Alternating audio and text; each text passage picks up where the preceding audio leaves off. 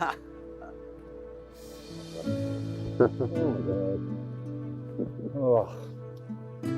You know, I hadn't seen Marty in probably 10 years. To see him, it brought me back to that day. But it also reminded me of this bond that we have because of what we went through together. So we came in here and then we parked right there.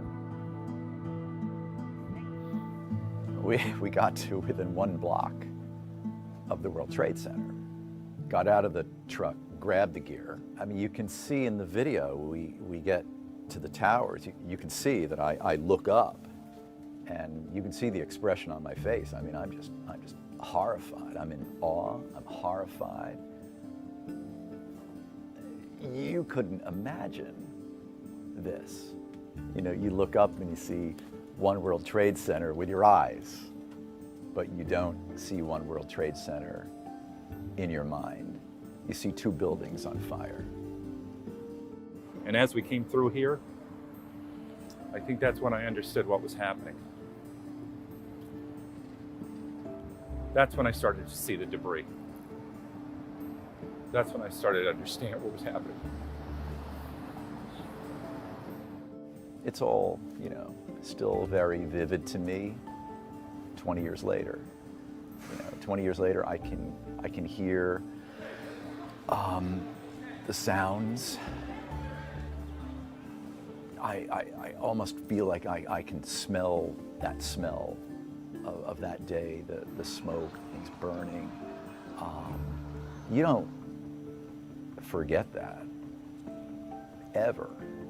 And the firemen were all gathered in this area in here. Exactly where we were. Right there. Yeah, so this is it. It is. I can hear it. I can still hear it. But we were standing right there, and that's where we shot the 2 stand-ups. When you get that close to a story, you assume that you're not going to be able to stay there for too long. All right, take 1 and 2. So I said to Marty, I said, well, look, while we're here, why don't I shoot something on camera? He's like, great idea, let's do that. So, take 1. This is as close as we can get to the base of the World Trade Center. You can see the 2 towers. Debris continues to fall and to rain on the people below. I do take 1 and I don't like it. Another one. Take 2. I said, okay, take 2. This is as close as we can get to the base of the World Trade Center. You can see the firemen assembled here, the police officers, FBI agents, and you can see the 2 towers. A huge explosion now, raining debris on all of us. We better get out of the way. There's this roar that you never forget. It was you, the firefighters who were here, and I remember tilting up, and it wasn't until I opened up my left eye is when my world changed. Because my brain became one solid sphere of survival. But I knew I was going to perish. I knew it. And that is what has hurt me through the years, is I saw my own death. I saw the end.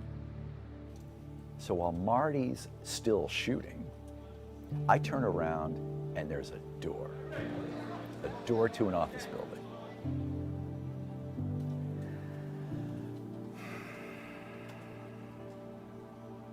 If that door was locked, if there was no door, if I had to run for half a block, I wouldn't be here.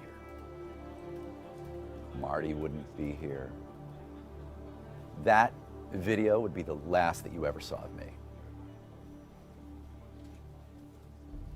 So I go through the door, and I've learned to see that door as providential. I've learned to view that door as the door to the rest of my life.